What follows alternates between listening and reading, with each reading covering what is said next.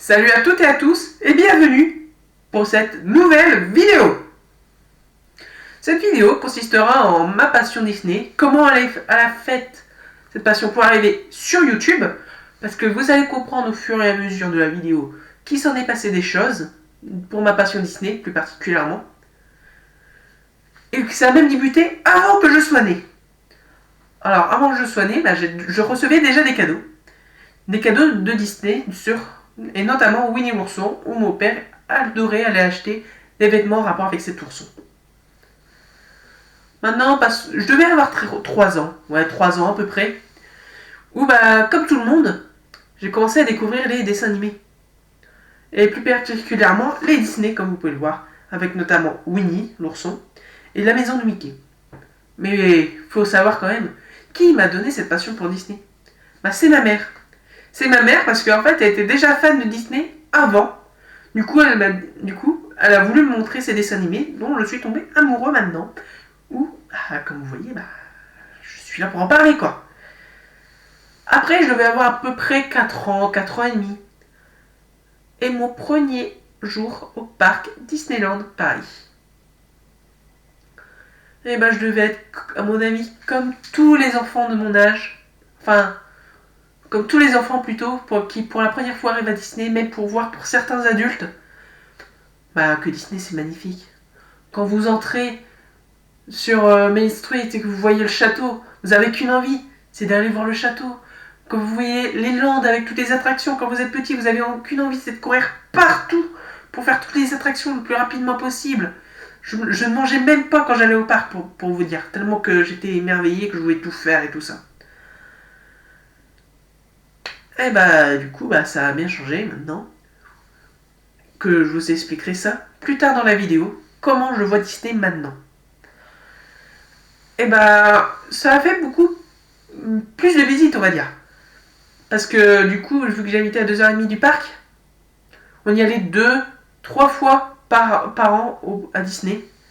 Passer un merveilleux moment.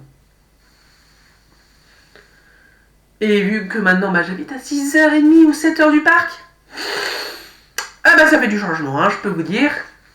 Déjà la route, comme vous l'aurez remarqué, de 2h30 passer à 6h30, 7h de route, c'est beaucoup plus long. Pour arriver au parc, du coup, vous êtes obligé quasiment de faire un séjour à chaque fois. Et on connaît Disney, certes on aime bien Disney, mais Disney ça revient à un petit coup, quand même. Donc voilà. Maintenant, mais tiens, en parlant de séjour, je vais vous parler de mon premier séjour maintenant. C'était à l'âge de mes 6 ans. C'était à l'hôtel Santa Fe, où la literie c'était nickel. C'était au thème des cow-boys à ce moment-là. Et j'ai fait aussi la version Cars, où vous savez la nouvelle version du Santa Fe, la version actuelle du Santa Fe. Où la literie, elle est nickel, le lieu est magnifique. D'ailleurs, j'ai une petite anecdote pour le Santa Fe lors de ce séjour, que vous pourrez aller voir dans la vidéo des autographes, les amis. Parce que il y a une des signatures justement qui est en rapport avec cet hôtel, vu que c'est un des personnages de l'hôtel, et qu'il s'est passé pas mal de choses dans la file d'attente. Donc, enfin bref, je ne vais pas vous en dire plus. Allez voir la vidéo des autographes, les amis, si c'est pas déjà fait, pour voir cette anecdote. Puis c'est aussi la découverte des dessins animés Disney au cinéma. Oui, au cinéma. Parce que mon premier film au cinéma, c'est un Disney. C'est La Princesse et la Grenouille. Où en fait, c'était avec le boulot de mon père. Vous savez que de temps en temps, les entreprises, ils adorent faire des fêtes avec les employés et la famille des employés. Du coup, là, voilà. Donc, par exemple, je sais pas moi, un petit repas. Et après, vous partez, comme vous pouvez voir, comme vous pourrez l'entendre, au cinéma, ou au karting, ou dans un parc d'attractions pour les entreprises les plus riches. Là, j'ai été au cinéma, voir La Princesse et la Grenouille, et pour les adultes, je me rappelle même que pour les adultes, c'était Twilight, le tout premier Twilight. Moi, du coup, j'ai été voir La Princesse et la Grenouille, et j'ai été impressionné. Parce que c'est pas du tout la même émotion. Par exemple, quand vous regardez un film Disney à votre télé, vous ressentez des émotions normales. Mais au cinéma, les émotions, faut être d'accord, les émotions sont plus fortes au cinéma, parce que c'est un écran plus grand, le son il est plus fort, il est plus fluide, l'image elle est plus fluide. Du coup, c'est plus simple de se plonger dans l'histoire. C'est comme un peu... Après, certes, là, avec Saul, où on regardait par rapport à notre télé, qui est sortie le 25 décembre dernier, qui a gagné des Oscars et tout ça. Certes, il y a une émotion, mais je pense que ce film, il y aurait eu plus d'émotion au cinéma, comme par exemple La princesse et la grenouille. Donc ce film, je le regarde, je ressens moins d'émotion. Et puis à l'âge de mes 6 ans, j'ai quand même réussi à me passionner pour 2 films. Ce sont 2 Pixar. Un que vous pouvez voir au-dessus de ma tête, c'est bien Toy Story, où j'adore Toy Story tout simplement, c'est ma passion, comme aujourd'hui d'ailleurs, comme vous pouvez le voir. Et Cars, Cars que vous pouvez moins voir sur le décor. Non, je regardais parce que je sais plus si j'avais mis un décor là, non. Donc voilà. Après, passons à une période un peu plus compliquée pour moi concernant l'univers de Disney. Entre mes 10 ans et mes 14 ans. Alors, sans problème, je continuais à aller sur le parc, je regardais des films à la télé chez moi, enfin bref. Mais j'en parlais plus à mes amis. Parce que peur des moqueries, parce que vous savez, à cet âge, souvent c'est ah non, faut grandir un petit peu, t'arrives dans l'âge adulte. D'ailleurs, même de nombreux fans Disney maintenant reçoivent encore des critiques comme ça. Que ce soit adultes ou des personnes de mon âge, quoi, des adolescents, reçoivent ce genre de critiques par rapport à leur passion. Donc c'est pour ça que j'en parlais plus. Mais à partir de mes 15 ans, ça a changé. Parce que j'ai découvert un youtubeur. Les youtubeurs Disney. Et principalement un. Donc c'est grâce à lui que maintenant je regarde plus Disney du même œil, on va dire. Je regarde plus les secrets et tout ça. C'est Wonderhook, un des plus grands youtubeurs Disney français. Si ce n'est le plus grand d'ailleurs.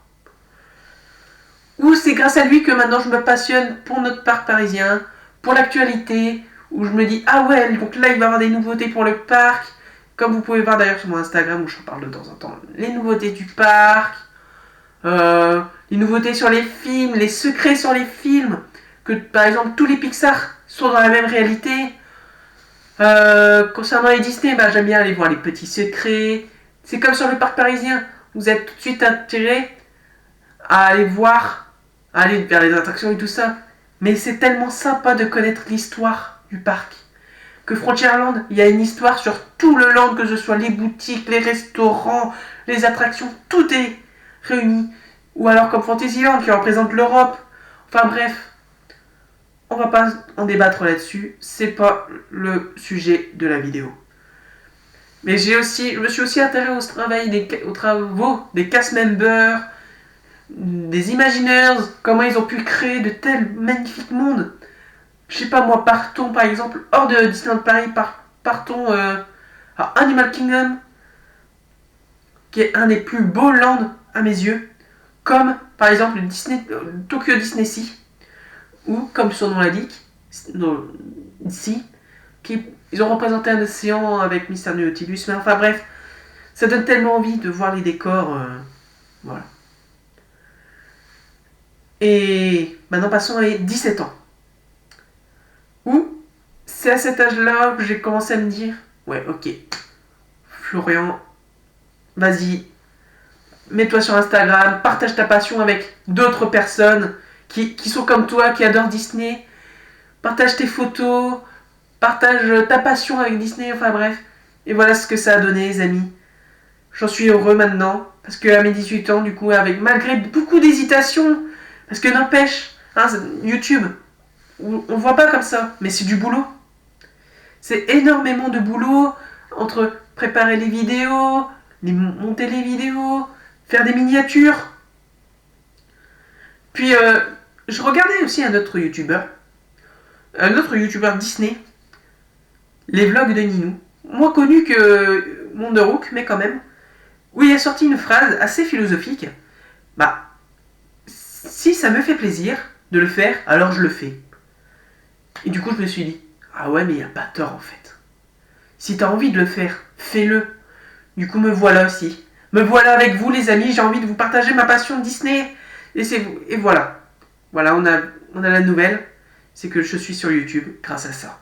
Grâce à ces deux hommes qui sont Wonderhook et les vlogs de Nino. Et ben voilà, maintenant on dirait que vous savez tout. Alors pour cela, du coup, je vous laisserai mettre un pouce bleu, vous abonner à ma chaîne si ce n'est pas déjà fait et activer la cloche pour rien louper des nouveautés qui arriveront sur la chaîne. Puis ça me ferait extrêmement plaisir. Et surtout, n'oubliez pas de vous abonner à mon compte Instagram MagicalBraze où je mets une photo par jour pour partager ma passion Disney avec vous, justement, les amis. Alors je vous dis à bientôt pour de nouvelles aventures.